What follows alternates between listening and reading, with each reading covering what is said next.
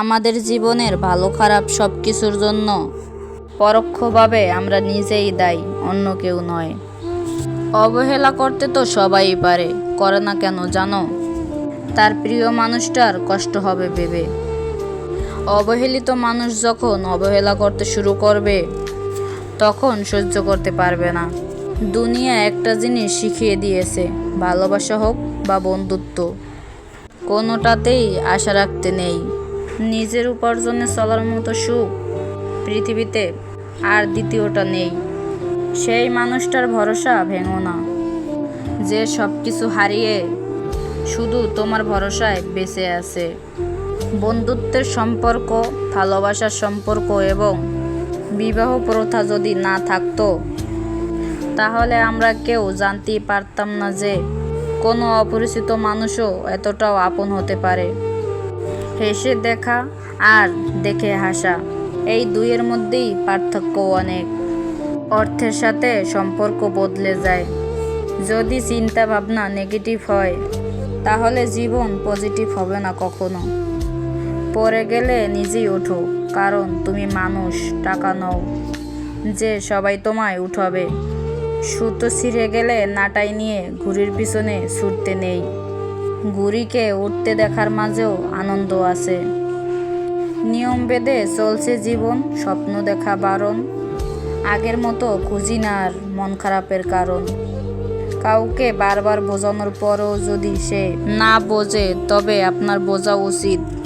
বোকা সে নয়, বোকা আপনি। প্রত্যেকটা মানুষ জীবনে এমন একটা সময় অতিবাহিত করে যে যখন তার সবচেয়ে কাছের মানুষ অপরিচিতের মতো ব্যবহার করে।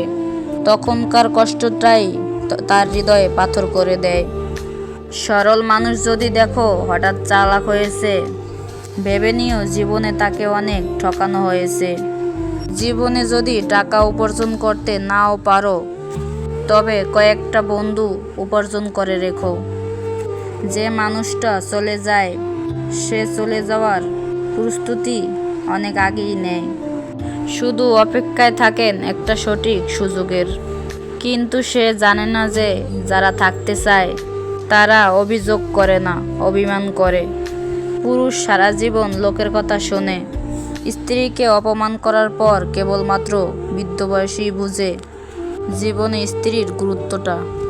কেউ কেউ চ্যাট করার জন্য বহু লোক খোঁজে, আর কেউ একজনের মেসেজের অপেক্ষায় সারাটা দিন কাটিয়ে দেয়।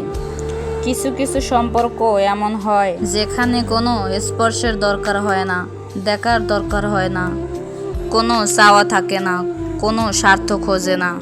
তারপরও অনেক মায়া জন্মে যায়, অনেক ভালোবাসা জন্মে যায়।